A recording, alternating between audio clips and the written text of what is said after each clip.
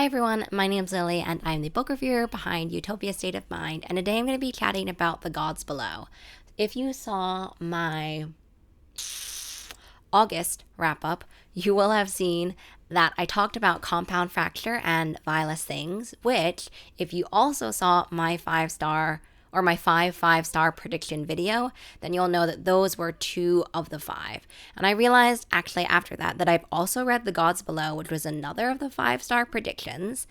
For reference, I'll obviously link both of those videos down below. But for reference, the ones that I'm missing is another backlist book and another book that is coming out in 2025. So keep you posted on those ones. But I realized in that video I said that I was going to keep you all updated about how I felt about those five-star predictions. So today I'm going to be chatting about my thoughts about The Gods Below, which was not necessarily 5 stars. And it wasn't that it wasn't good, I felt like in that video I talked already about how first books in a series are difficult in the sense that there's so many sort of groundwork things that need to be laid, and also so much of how you feel about a series is based on how the last book, the second book, and the first book, or more books in the series felt. And that's also how I felt about the Bone Shard Daughter, Bone Shard Emperor, and Bone Shard War, which is Andrea Stewart's previous trilogy.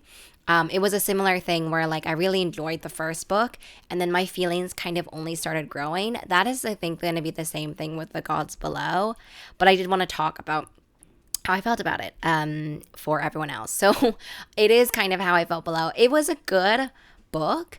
I liked it, but there were some things that I just wanted more of that we'll probably get in the future books. But I think the first thing is that I thought I was getting a story about sisters taking on a god.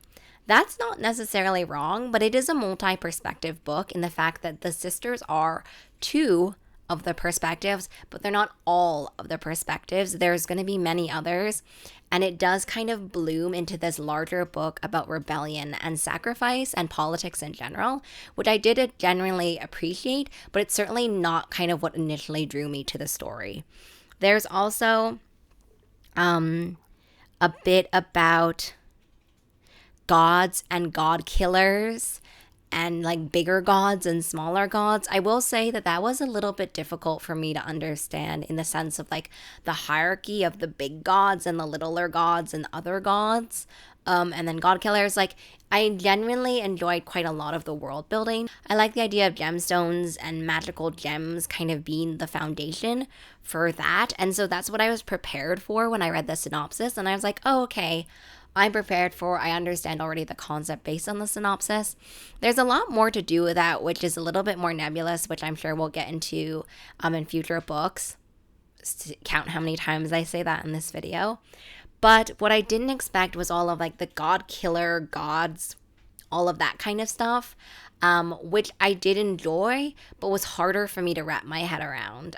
It just takes a little bit of time for me to understand kind of the hierarchy, to understand why, and specifically within The Gods Below, there's a lot to do with that specific topic from a variety of different perspectives. I'm struggling to figure out what I can say without it being too spoilery, but basically let me just go back to the synopsis and just see.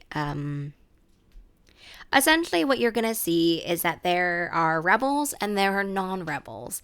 And so the rebels and the non-rebels, I would say the predominant point of contention between them is kind of how they view gods and specifically god killers as well. And so that me not really understanding for a while how that works and kind of the history behind that and what the deal is just made it a little bit harder to sink my teeth into the world building and sink my teeth in the book. There was a lot of me kind of pausing, being like, okay, if this and this, then it means that this and this, and then this character sees this, and then this character, it was just a little bit of that, which I enjoyed, definitely, that aspect, and certainly that aspect of politics. But it was just something that kind of took me out of the reading at certain points. I will also say that if you like those books, which kind of talk about, there's a lot about religion and there's a lot about gods in this, as I've said before, but specifically religion in the idea that there are some religions, specifically in the book as well, that don't like being asked questions. They don't do well without sort of steadfast obedience. And so if you're a reader who loves kind of those stories that delve into a character like that, and a character who is to kind of figure out, like, should I necessarily believe everything that I've been told? Specifically considering my past and whatever, like, should I not question things? Should I question things? What could that be like? You're definitely seeing the seeds of that in The Gods Below. And that's one of the things that I did not expect from The Gods Below, but ended up enjoying the most. But it is very rarely and slowly kind of sprinkled in. And I would also say more towards the end. So this series, or the series starter, is definitely getting you ready for book 2. And I enjoyed it. It just wasn't necessarily a 5-star read for me. So that's why I wanted to talk all about my thoughts about The Gods Below.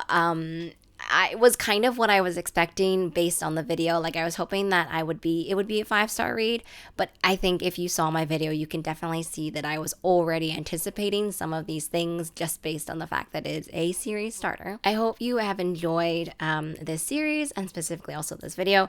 I will get back to you on the rest of the books. I'm already starting to get my TBR ready for the next backlist book that's going to be on it before I read the 2025 book.